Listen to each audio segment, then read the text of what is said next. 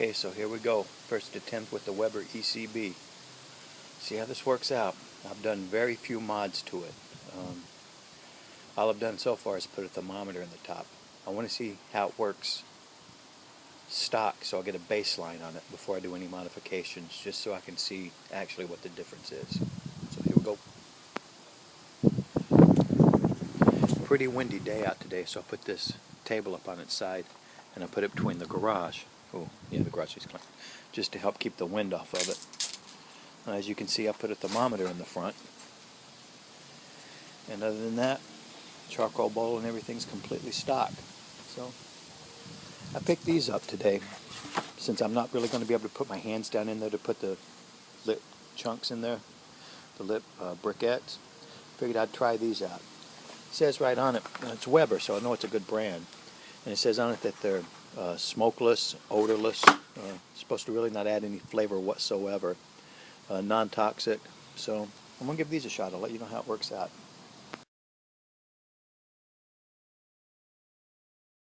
This little fire starter thing seems to be working pretty good. I've got 15 coals in there, and I just lit it, put some coals on top of it. Looks like it's going to work fine. Okay, so here we go. The bird was put in the fridge last night. Let's see how it came out. Oh yeah. We did a nice rub. It was off of the Two Cousins Cooking or whatever, the Greatest Barbecue Recipes website. Got a nice rub on it. Let it sit overnight. Let's give it a shot.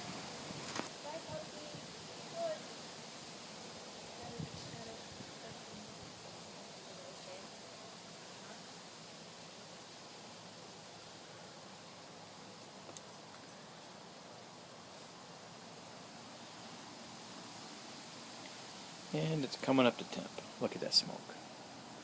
Holy cow. I don't even think it's made it to the wood yet, and it's already smoking like that. I had the hickory, and I know hickory's a little strong, so I only put one piece of hickory in. But I cut up some pieces of cherry my buddy gave me off of his cherry tree, and I put that in there. You know, I have a nice cherry tree right there.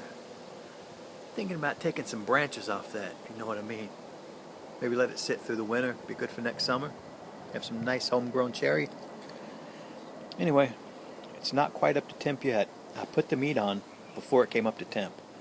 That may have been a mistake. I'm not sure what the proper etiquette on that is, but the bird will tell the truth. It will not lie. Okay, so we've been going for about 45 minutes, 50 minutes now, and it doesn't seem to want to get up past 200 degrees, hovering right around there. So I'm going to take a piece of, not a big piece, but just a smaller piece of completely dried hickory. I didn't soak this one. We'll throw it in there and see if this will catch up and maybe bring the heat up a little bit. Well, as it turned out, all the coals were ashed over, and it needed a lot of fuel. It's really, really going through some coals at this point. You know, I'm used to grilling, not barbecuing. And, you know, on the grill, a lot of coals means a lot of heat. But apparently, on this thing, it doesn't. I can't get it up over 200 degrees. I'm having trouble getting it up. By the time it gets up to 200 degrees, it's been an hour, and it's time to either add more fuel or like then another hour, and it's time to flip the bird and add water. So I'm having trouble getting it over 200. I think I might be doing the mods to this one. I see why it's done by everybody else. The El Cheapo, it'll smoke it, but at this rate, this 5-pound bird is going to take 12 hours, and that's just silly. So at this point, I have to say I'm going to recommend the mods. Okay, I pulled my table in. It's just like a folding card table I'm using to block the wind. I pulled it in a little bit tighter and closed it up around the grill. I've got a good foot all the way around the grill just to make sure, because, you know, it's a highly flammable table. But I've got that wrapped around the grill now, or the smoker. We'll see if that brings the temp up any. But as you can see, right here, that just doesn't want to make it up. It's not even up to 200 right now. It's about 170. And when it's at 170, that's what you got on your idealometer there. So that gives you a good idea on the gauge on your idealometer. I can't get this damn thing to break 200 degrees to kill me. We'll see what happens. All right, time to add fuel again. And yep, it just did make it to 200. I'm going to try something different this time, though. Sorry about that racket. I'm going to try taking my tongs and pushing the the ash and the coals back to the other side, and then put new charcoal on this side, so maybe the ash won't bog them down so much. I have the ash like on, almost be like a two-zone kind of thing. I have the ash on the other side and the new charcoal on this side. And I'm going to flip the bird after I do all that. So I'll give you a look at the bird here in just a minute. Let's get a look at that bird now.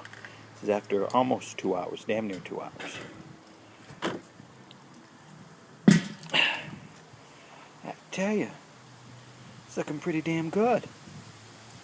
I'm surprised. Flip it. Oh yeah. That's some yardbird there, buddy. Well, all right.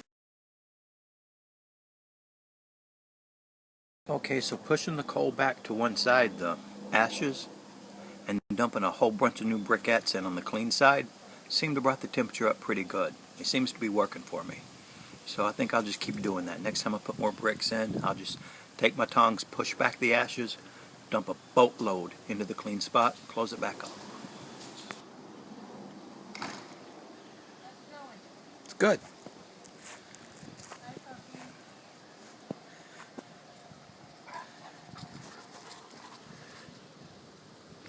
Okay, so we're at almost the 4-hour mark now. I'm going to check it just to get a quick read on the temp of the bird, and probably add more water and fuel.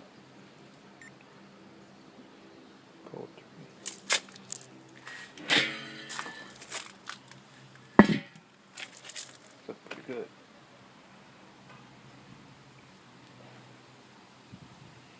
We're looking for 180.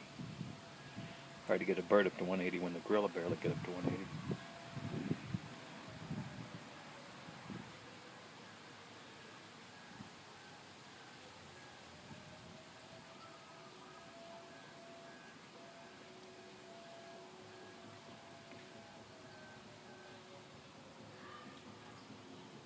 It's supposed to say probably 165 by the time it's through.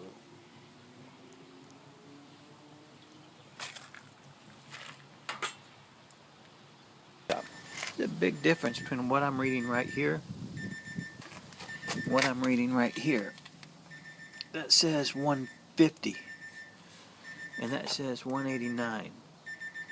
That's probably something to take into consideration when I'm complaining about the temperature of this. That gauge on the front there may not be picking up all the heat that's going up to the top because it's just kind of over the water bowl there. So maybe the heat is actually more up around the bird than what that gauge is showing. Either way, like I say, the proof is in the bird. The bird don't lie. So here we go. I'll put a thermometer inside the grill next to the chicken. That'll tell me really what's going on under the hood. Right now this says 150 and the idealometer is barely even moved. Let's take a look at what's actually going on.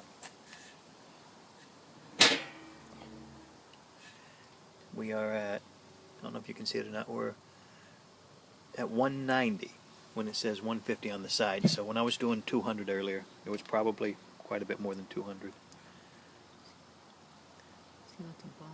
My assistant Debbie with the thermometer.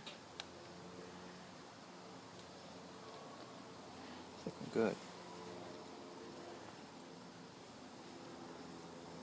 Alright, so let's check. Should be the last one. We should be good to go. Okay, here we're reading like 170. The idealometer is less than ideal, and I mean that more ways than one. Check what we got inside on the. I have the thermometer from a Weber in there. Let's see, and that one reads well over 200. It reads to the test, which is pretty much 220. So that's where we wanted it. Checking the bird. Oh, that looks good. Smells good too.